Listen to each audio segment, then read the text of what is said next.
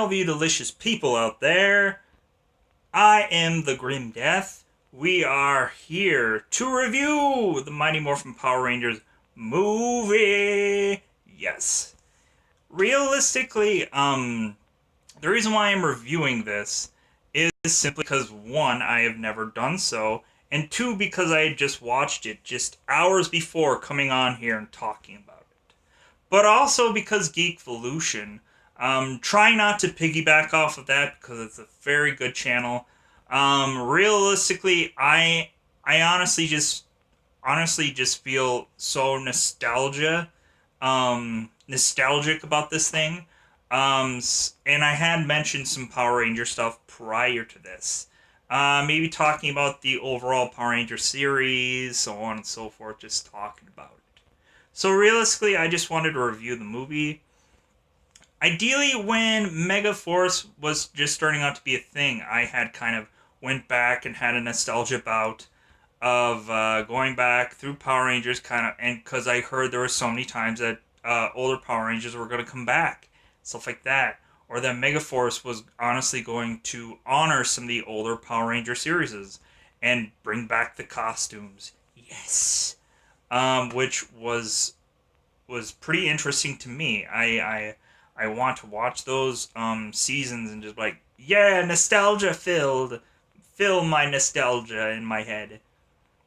But if anything, Geekvolution was watching the film and commentating over it, and realistically, I had been a part of that nostalgia trip. So I thought, why not I review it? Not trying to piggyback off them. It's like, well, I saw this movie, why not just talk about it? Realistically, at points I might, if I say somebody, from the cast here, I might actually say their real actor's name. Rocky, of course, is played by Steven. Aisha, I believe, is her real name is Karen. Tommy is Jason David Frank. Kimberly is Amy. Billy is David Yost. Adam, of course, is Johnny Young Bosch. And if I didn't say somebody's last name in there,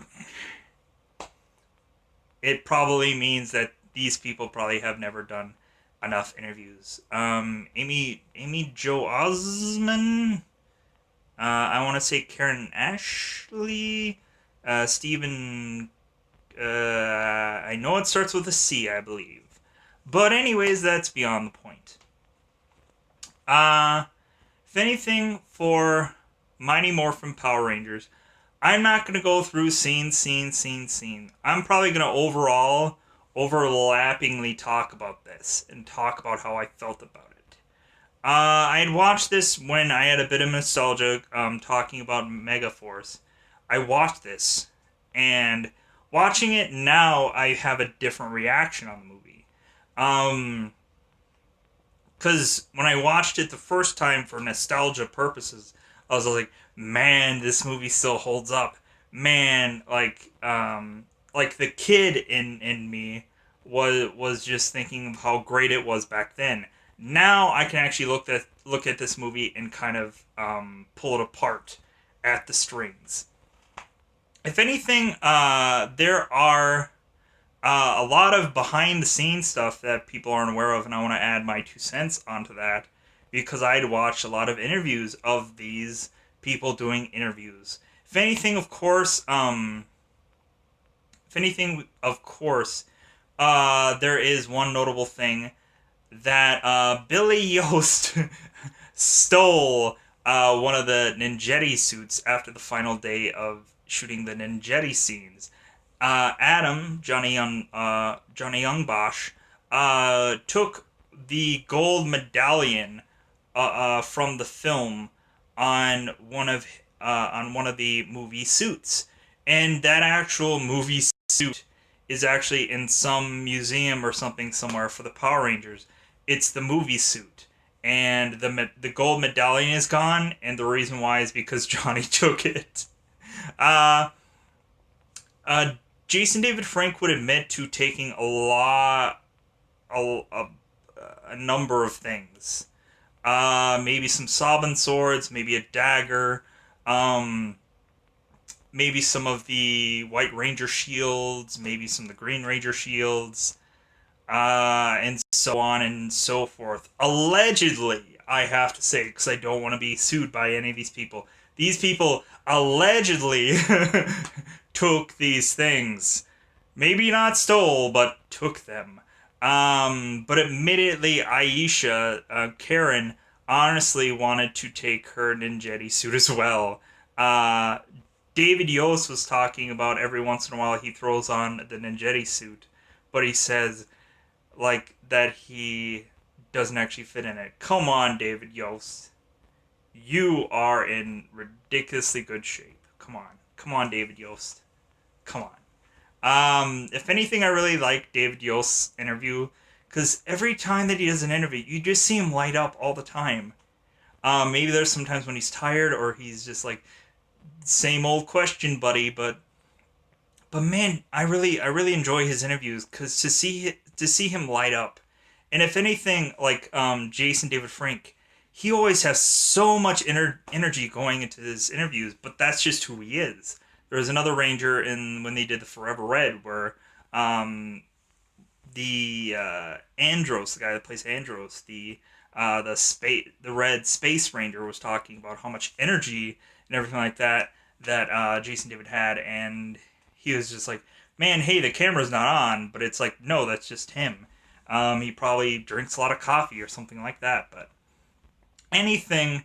I'm just talking more about how this kind of relates to the film. Realistically, it's kind of funny that Jason David Frank would say like, "Yeah, I took a lot of stuff. I took such and such thing from the show, but realistically, the toys that are coming out now are so much more better looking than the props that we had on the show because a lot of the stuff is like foam or whatever, and realistically, it's not as detailed as the stuff that's coming out now." Um, so yeah, talking about the film. If anything, I might be saying more negative stuff than positive things about this film, even though I enjoy this film for what it is. If anything, there's a ton of montages on this film that felt to be eating a lot of time. You have, of course, let's bang out how many montages we have here. We have besides counting when they would morph or when they would get the new powers. Montage, no, let's not count those. Let's talk about the skydiving montage. Let's talk about the skating montage. Let's talk about um, the walking around the planet that wasn't exactly really interesting and whatever. Realistically, if you think about how uninteresting this planet that they were on, as if they shot this in Texas, and there is nothing interesting except for the bones of the weird looking creatures or whatever. There were so many shots taken of them walking around somewhere, and it just wasn't really that exciting. And there were so many times when you look in the background of certain things, you would see like a picture of something instead of like an actual like digital background. And that to me just like kind of like brings up the time that this movie was made. Um, of course, most of these sets were done on a studio, so real and like CGI, if you could tell clearly by the swords, wasn't exactly the best that they could give you. Um, yeah, so realistically, we would have to give them a break in that regard. Because, man, do those Zords look funky looking. Ideally, when you will look at the Zords, like, now, compared to a more current film, you would say, man, this movie doesn't look finished. But realistically, even if you look at the newer Power Rangers film, it looks like these Zords, Zords or the Zord didn't really look finished. It just kind of looked like they just chucked things together to sell a film. Goldar looked like a gold mess. What CG about that looked great. So, like, realistically, there are leaps and bounds to still try and get something right on a film. Ideally, especially when you have a number of years to reboot this thing, you would think that you would get it right. But no. Goldar is just a gold mess. And that was a mess. Um, but yeah. Uh, but yeah, out of all the montages of this thing, there were a lot of parts of action that honestly were very interesting because they used their environments. Whenever they would have a fight scene, they would use the environments provided instead of just kick, kick, kick, punch, punch, punch over and over and over. They would use the environment. Um, to fight, they would play kick the bucket, hitting somebody with the bucket. They would play. They would actually use the environment, which every once in a while they did on the show. But realistically, to me, I couldn't keep helping but thinking, kick, kick, kick, punch, punch, punch. Two exhausting measures. Realistically, I saw more kicking than punching, but let's go back to this film. If anything, of course, out of all it was kind of interesting how many things were incorporated in this film that were not incorporated past this film. There were so many gadgets that were one-off used in this thing. Strangely, it was kind of funny how there were certain side characters that were used in this film that were never used again, like the piglet. That honestly, they could have had him just be a monster in the episode and kill him off in the show, but they didn't go that route. Uh,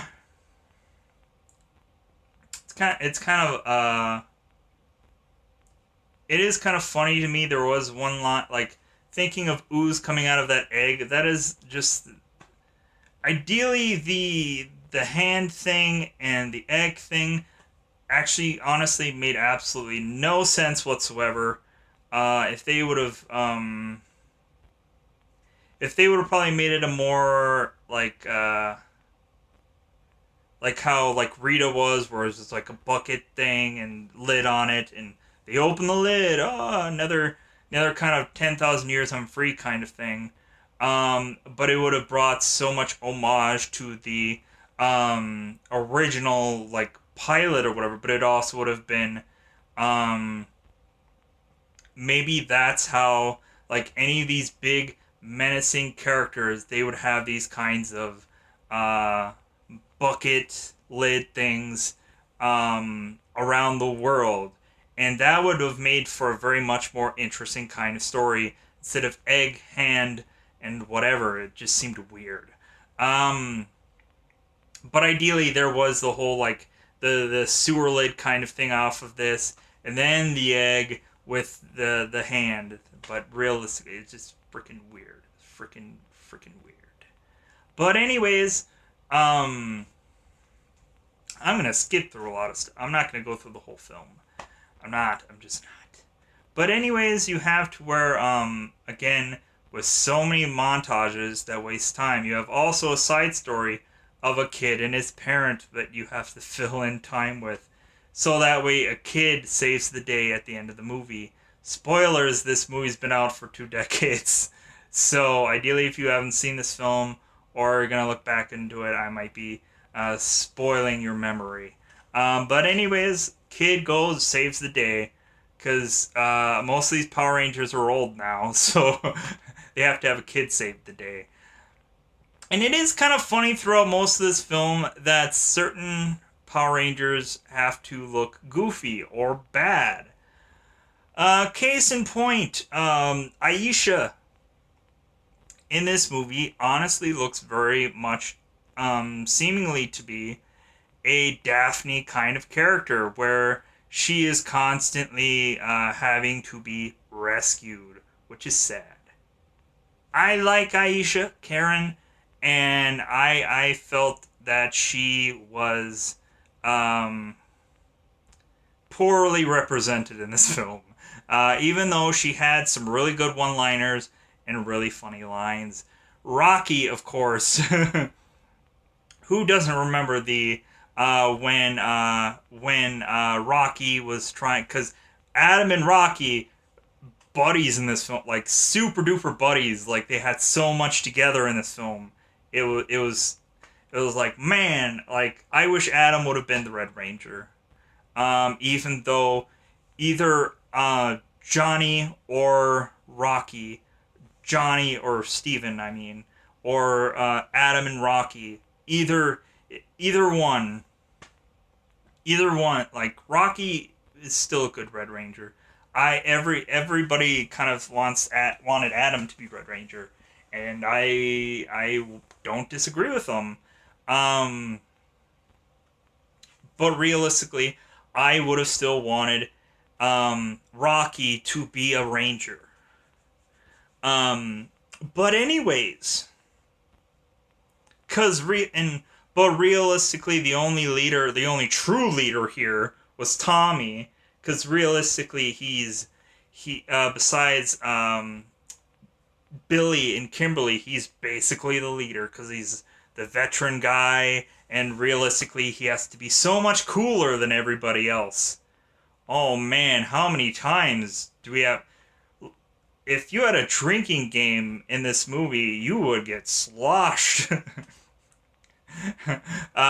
Drink for every time they have a montage. Drink for every time they have to make Tommy look cool. Cause man, you would be too many drinks. Cause they had to make Tommy look so cool in this movie.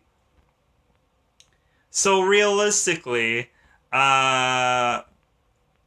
like everybody, almost everybody except for maybe David Yost, Billy, and Kimberly, Amy, had to look, and Tommy basically had to look utterly goofy.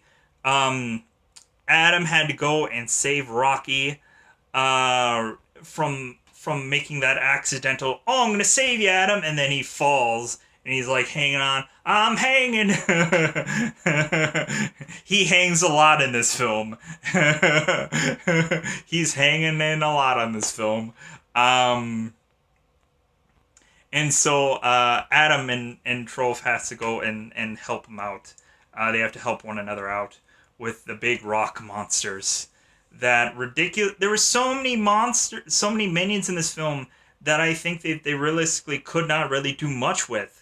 It was just kind of like, okay, well this character can't really see anything and can't really want to like hey, I guess if you want to go and get a kick in, yeah, but realistically realize like this person can't really see that well, so yeah, like kind of like because there were so many times where I felt that there were so many missed opportunities because they really didn't really truly fight like the Tengu Warriors. They didn't really truly fight the rock characters. It was just kind of like they fought them with a big rolling rock, or they found they found a ninja corkscrew kick thing that was so silly that they had. Hey guys, we have these ninja powers for a day, and all of a sudden we're coming up with names for everything. I have ninja slap power. I have ninja girly kick power. I have ninja super duper side elbow. Yeah! Awesome. The power of the ninja. That I have to have a cool name for everything. Ninja karate chop? Yeah! I'm cool. Because I got ninja karate chop style going down on somebody. Better watch out, that karate chop is dangerous. It's dangerous, people. It's dangerous. It killed a man. It killed the putty. Killed it. But yeah, so of course we get the ninja powers in this movie. Awesome. I got so like even in the movie it seems like they're wearing the same old stuff that they wear on the show every single day. It's good that they incorporated the ninja costumes so we get some difference. We get some change. We get some something that yeah, we might end up having to forcibly concede on a consistent basis, but the ninjetti costumes were so much cooler than them always fighting in street clothes. Yes. Basically, this this ninjetti thing was the most rewarding thing about this whole film. Cuz realistically, we either get them to fight in street clothes or in their actual Power Ranger suits. Barely. We have one really big fight scene, and then towards the end, it's just going up in them Zords. We don't really get an Ivan Ooze fight scene, which that sucks because, but yet again, I'm sure it was yet another thing where, oh no, this character, you can't fight him. You can't actually fight him. That was so stupid. There are so many monsters that you couldn't actually fight in this movie. But in the show, there are monsters you could actually fight. You could actually kick. You could actually punch. You could actually whatever. That was stupid. That in the movie, you can't fight any of these monsters.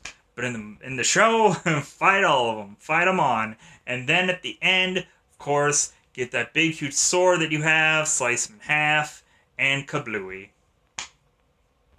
How did Ivan Ooze die in this movie? Ryan's Comet! Ryan's Comet killed Ivan Ooze. We didn't even get a sword slice die thing? Oh no. We gotta find some weird and strange and wild way to kill a monster. That just so happened to miraculously in time period. Oh man, this just so happened to work out. Luckily, this Ivan Ooze person came here just at the right time for this comet to be coming down. It's hilarious. I wanted Sword Slice dead like the show. If anything, I was kind of hoping after the very first time I ever saw this, I was just kind of like, man, after the first time I saw the movie, I was kind of a little concerned that, like, are we going to have to find new and interesting ways to kill these monsters now? We're not going to go with sword slice death. Oh no, we're going to go with strange weird thing to kill this monster. But yeah, but we have, of course, while all this is going on, Tommy again looking super cool with him having to save his friends with the Zords. Because Tommy has to look utterly cool in this whole entire movie, and then he has to basically be the leader through the show. The leader has to be the coolest freaking character. He's got to be the coolest. And you could accumulate to that being realistically that Tommy, out of probably all the other characters, had more mask time, had more costume time than all the others. And maybe, realistically, the reason why he had to look so much more cooler than everybody else is because of his hard work through this series. Or through this show. How much he wanted to be more incorporated into the show than just doing his lines and going home. How, like I said, more and more he wanted to be under the costumes. He wanted to help people figure out how to like move and act and stuff like that. Hey guys, hi, who, how, how's it going? Yeah, yeah, let's go. Yeah, let's do this. Let's do this, guys, y'all. I think he probably had a lot of say and incorporation on how they should maybe block scenes. When people wouldn't just be like, "All right," like, "Hey, no, how about you just go like, all right, all right," kind of thing to make it like sound like, "Oh, cool," and and they had to like move their heads with whatever's going on, and it was just utterly strange, but because looking at the show every time that they have to say something, it's like they're moving their heads and they're moving their arms and they're moving their bodies and they gotta like, yeah, that's a cool thing. Yeah, it's awesome. Right. Let's get down with this. River dancing. But yeah, it is kind of funny to hear that they were going to, with the Power Rangers masks, and they were going to take the mouthpiece off. They were going to take the eyepiece off. They were going to go and do some interesting stuff that really just looked goofy while they were doing it. And I was just like, man, you guys are taking a lot of risks. It's like just give people like just give people like if you're really going similar with what you've already been doing, like just give people what people are used to. Like realistically, they didn't jump off a bridge and give you like a real Falcon Ranger and a real Wolf Ranger and a real Crane Ranger and a real Bear Ranger and a real Ape Ranger and a real Frog Ranger. That's the one thing that sticks out. Is just the fact that Adam ends up being a frog, and realistically, his mask is still a mastodon. That's what really sticks out. That realistically, he's a frog. He's a frog, but he's not. He's a mastodon. You could even say that about realistically about Billy. How Billy, you're supposed to be a you're supposed to be a wolf, buddy. No, I'm still a triceratops. Okay. Um okay, right. Cool. Um Realistically, you can kind of play off the saber-toothed tiger bear thing. You could kind of play off um the ape and the triceratops, the T-Rex thing. You could kind of play off the white tiger falcon thing somewhat, because you realistically have to. Crane, yeah, it's pretty straightforward, but realistic Crane. I would hate to have been like one of those where like the where I get the cool dinosaur bird thing before, and if I would have just been introduced into this thing into the thing, and then I would have been like the Crane Ranger. You're the Crane Ranger. Even lamer than the toad. Crane. A bird no one cares about. If anything, they could have done with so many other things, like Pink Flamingo Ranger or something. But it just looks goofy. Just looks goofy.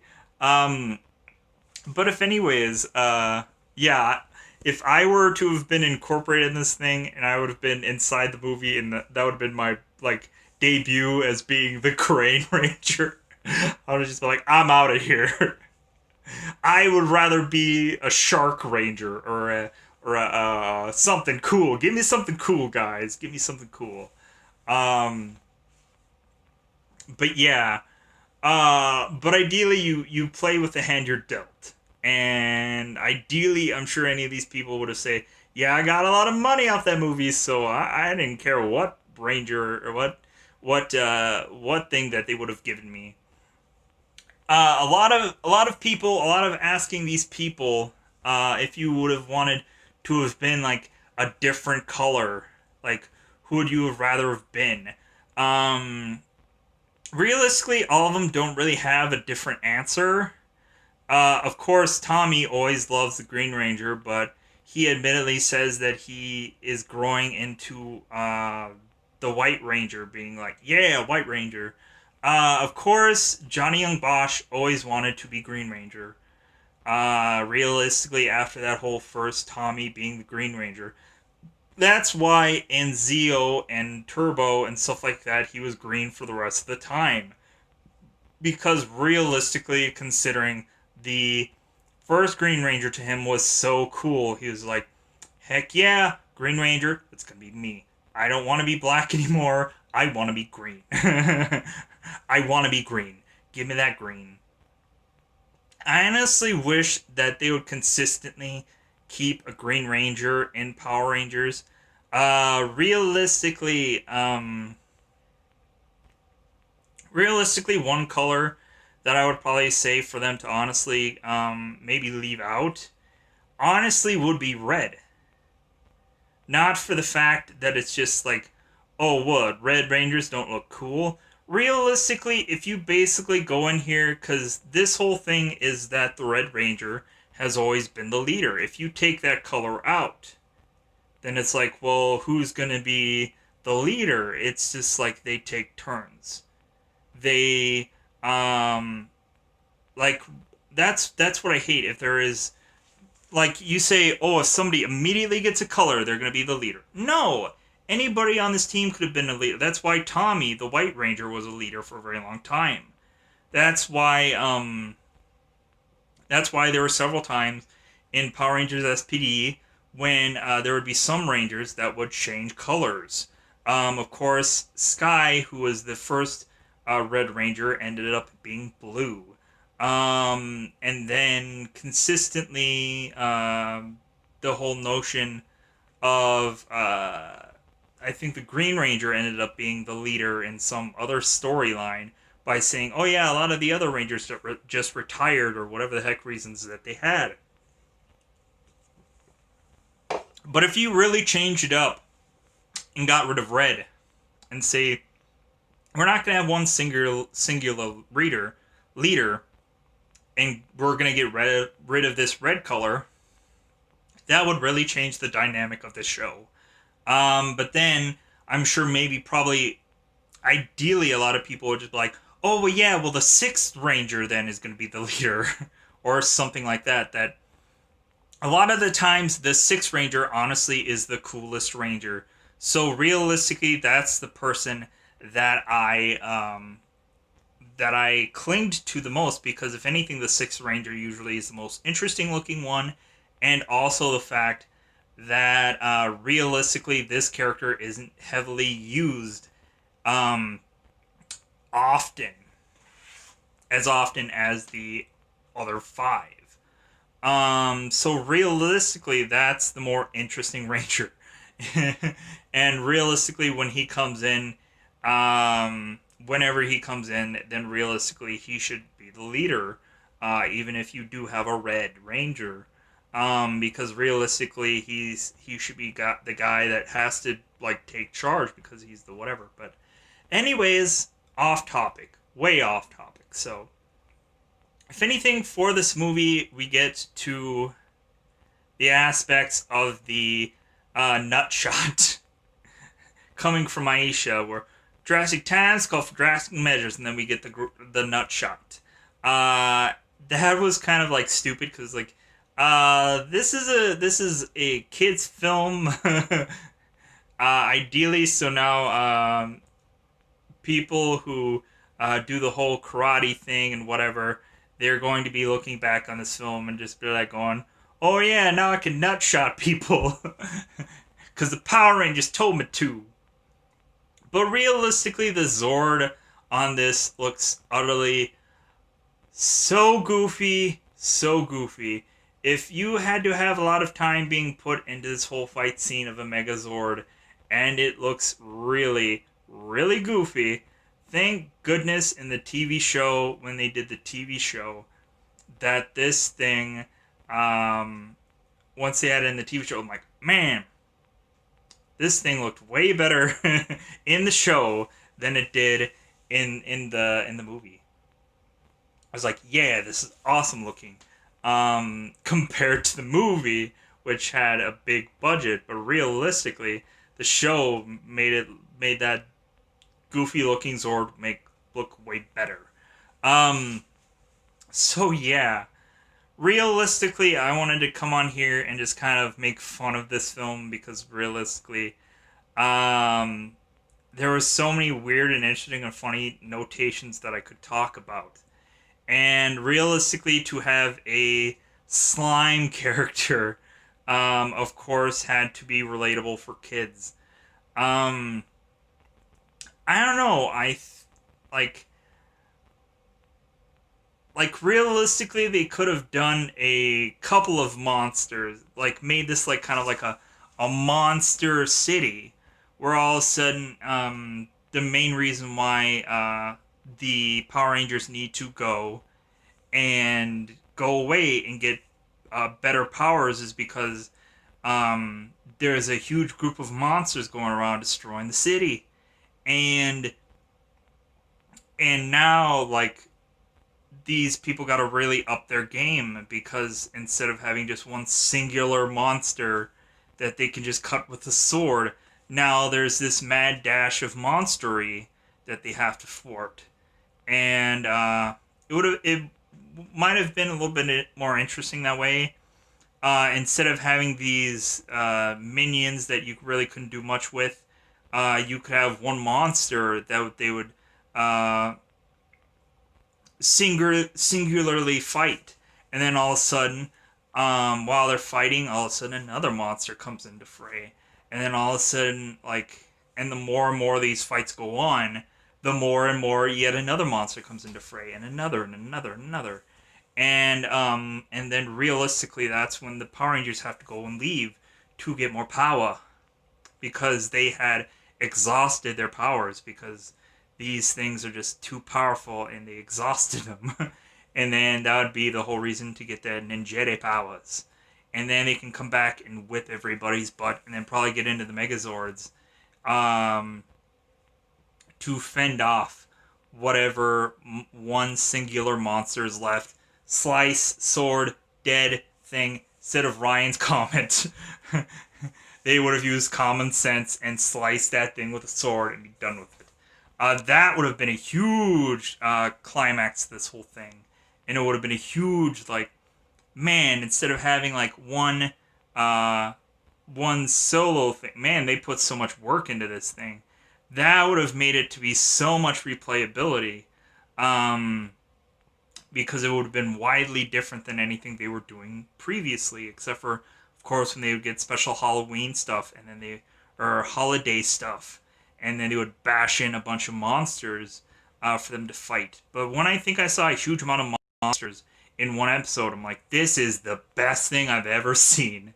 This is the most awesome episode ever of the huge haul of monsters coming after these Power Rangers. Instead of one singular thing that they could just take a group of weapons together, destroy, one slice of sword, destroy. This story is much more complicated now, alright. But if anything, I should probably wrap this up soon. Uh, Realistically, this movie still holds up. This movie is so good. But realistically, also looking back at it, I can't think of numerous times where there was so much dead space in this film. Even though there were several good fight scenes with the corkscrew ninja kick, um, and so on and so forth, I can't help but also thinking about how much, like, realistically, it seemed like Power Rangers were supposed to sell this film, and I realistically didn't get that. Looking back at it now, but realistically, this thing still holds up. It's still good. It's still good. Realistically, I think the if you looked at this movie and you looked at the rebooted one, I enjoyed. I enjoy um the newer one just because of it has so much good story. I hate the way the Rangers look. I hate the way the weird command center thing looks. All the visuals in that were just like, if they would have, if we could have got the visuals in this movie And the story in that movie, man, that would have been one heck of a film, if this would have been released in the '90s. Um, so yeah, if we would have just traded, I'll take the visuals of the past and the story of the future and meld that into one movie, and man, that would have been a big hit. That would have been a big hit instead of giving the story we were given in this movie, and given the the great visuals, except for the Zords. Uh, and like I would gladly trade story for story, because the visuals in the newer film, it's it's a it's a sloppy job. But if anything, I'm gonna wrap this up here. I hope that you guys enjoyed me talking about this film, maybe bashing it, maybe making fun of it, maybe realizing to people, man, this is a fun movie. This is a fun movie to look back on. This is a really good movie to look back on and talk about it. And maybe, like, just realistically, maybe there's still people that watch these films or watch the show and whatever, and they want to add their 2 cents and they want to have a whole discussion about Power Rangers and stuff like that, or maybe have me catch up on more of the current stuff. Realistically, I think SBD was a really good series. Um, Dino Thunder was a really good series. Uh, Other than that, I can't really think of any other series that really I kept hold in regard. A lot of times when I had a nostalgia fit, I would just go through and just kind of look for specific episodes, like Forever Red, or when Johnny Young Bosch came back, or when a specific character would come back. That was the one that I would single in on. But then when I would go through that series and just start watching the series, it felt that a lot of the actions were robotic, where everything kind of in the early seasons, where everything felt very like smooth and whatever. Um, the later on series, it gets very choppy and robotic and whatever. And that's what I hated about the seasons later on, is everything didn't feel fluent and had that karate fluent kind of feel. Everything just started getting like staccato and freaking choppy, and it was weird. And the actors' performances were starting to get very robotic and choppy, and like they were mimicking what the so realistically it didn't have the feel of what these people were delivering, where everything felt very um, natural. And I think that is the main reason why uh, I liked this so much. Even though story. But anyways, I'm gonna call this a wrap. I hope that you guys enjoyed me talking about this. If people want me to do a part two, and we'll maybe have a live talk about it, or maybe whatever, talk about the series, talk about the show, talk about how much more Comic Con interview things that I know, because I have so much knowledge from watching all these interviews and stuff like that. So ideally, I am going to call it a